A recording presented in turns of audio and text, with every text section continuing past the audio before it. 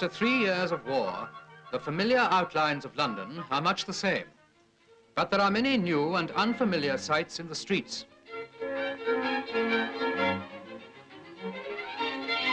Affairs of state in Whitehall have a new urgency. For here is the organizing center of the British Commonwealth and the free world at war.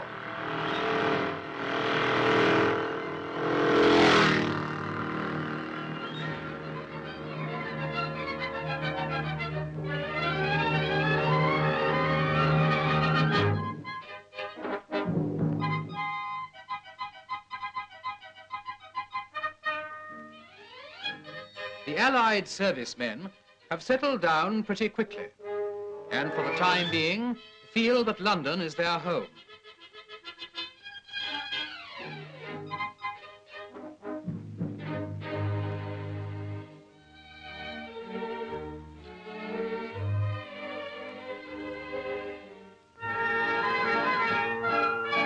Under Nelson's column in Trafalgar Square, one sees the uniforms of 20 different nations.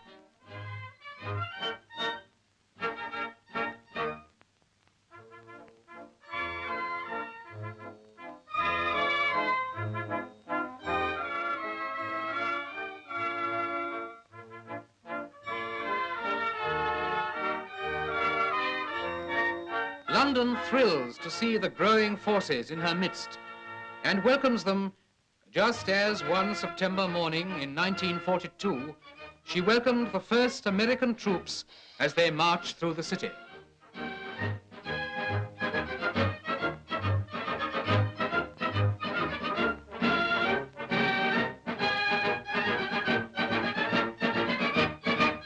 The cinemas of Leicester Square are open, but precautions for the safety of London are maintained.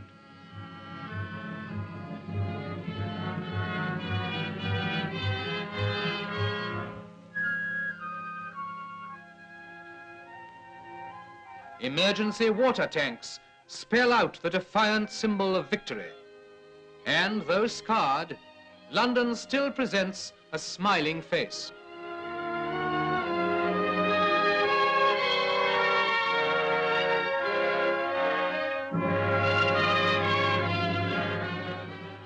Ruins there are, but there is also new life.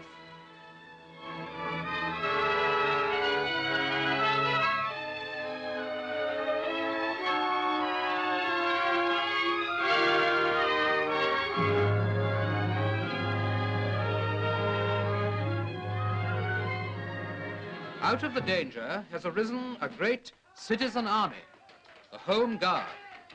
Clerks, factory hands, bank managers are trained in the very streets they may one day have to defend. Weapons are made from the railings London has sacrificed. Children like the idea. A park without railings reminds them of the open country.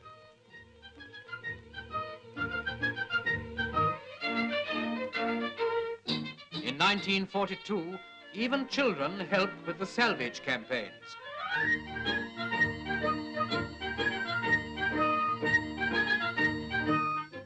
Today, every man, woman, and child has a job to do. Youths under military age give up their weekends to train in the park for future service with the RAF.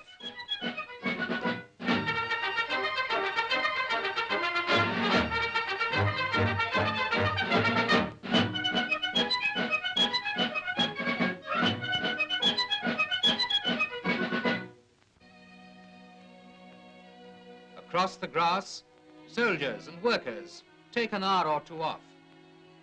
They can relax with a free mind because others are always on the alert.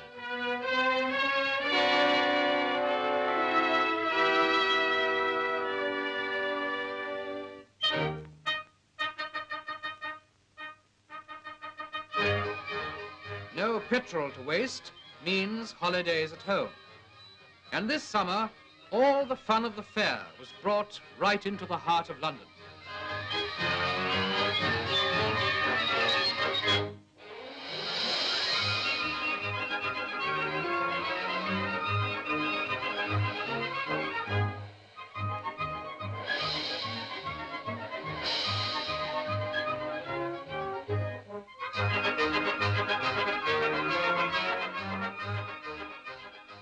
holidays for some, but duty for others.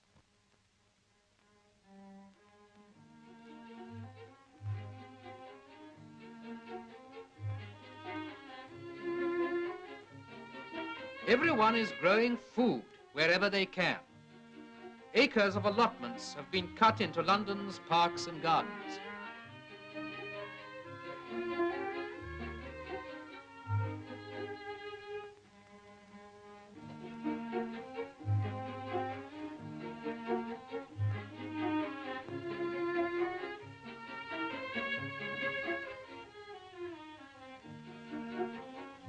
Exhibition allotments show beginners how to get the most out of their plots, and food is grown in all sorts of unexpected places.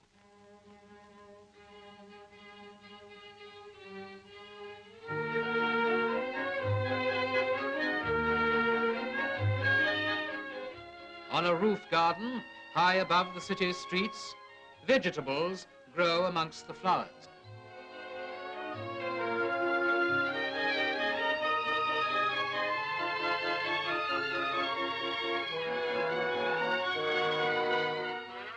Men of the National Fire Service make good use of a battered basement. Allotments and pig clubs ease the food situation, and rationing ensures that everyone gets a fair share, no matter where they shop.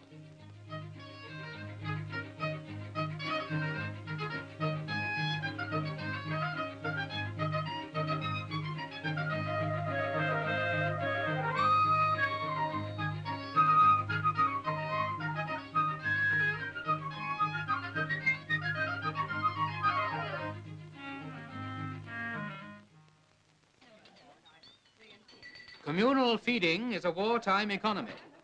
British restaurants and canteens have been established all over London. This was once a college. Now 2,000 lunches are served here daily. Labour is voluntary, the meals are supplied at cost, and all types of Londoners take advantage of the service.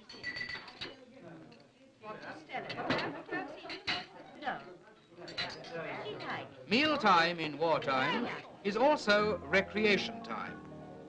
Inside the National Gallery, world-famous musicians give luncheon concerts of classical music, whilst on the steps and lawn outside, office workers eat their midday meal. And in factory canteens, a laugh and a song at mealtime renews the workers' energies for more long hours at the machines. Does your stomach say, do you let it need? No need to be a clinging vine. You too can have a body like mine.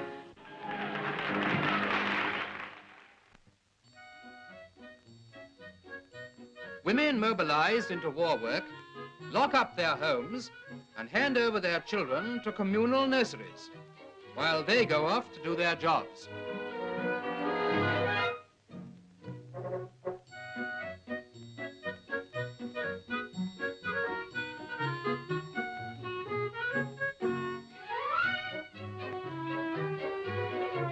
While the mothers work, the children play and grow strong.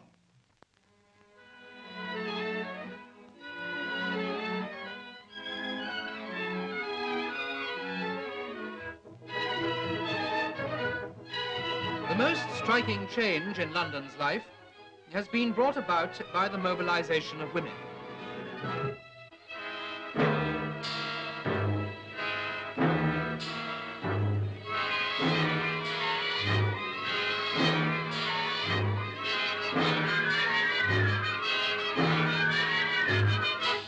In Downing Street, the efforts of the people are coordinated into terms of world strategy at the house of the Prime Minister. Here the statesmen and service chiefs of the United Nations meet in the cabinet room to set their seal on the covenants which pledge them to the common cause. London in 1942 is the hub of the Allied war effort, and Buckingham Palace is the background for a display of Britain's growing strength.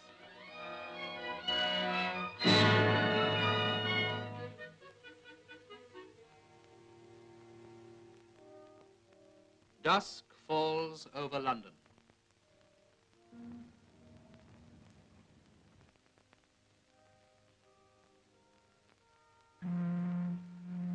With darkness comes the blackout. Gone for the present are the bright lights of Leicester Square and Piccadilly. But behind the blackout is warmth and companionship.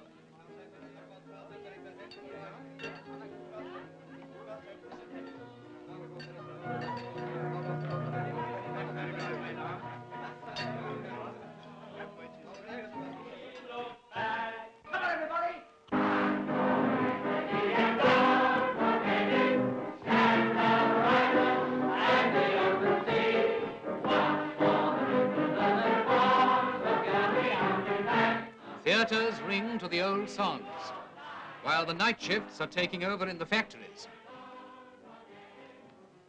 The machines must never stop.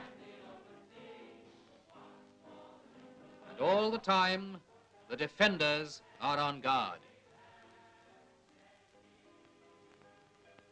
In basements and cellars, the civil defence forces settle down to all-night duty.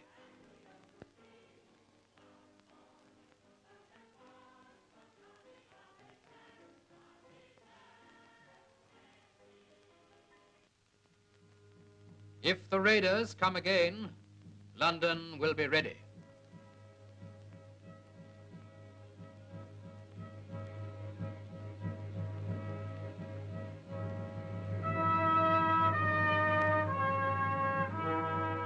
And as his turn comes round, every able-bodied Londoner stays after work to firewatch. He is the ordinary citizen, one of the worldwide brotherhood of men and women who will work and watch and fight until the lights go up again over a world freed from want and fear.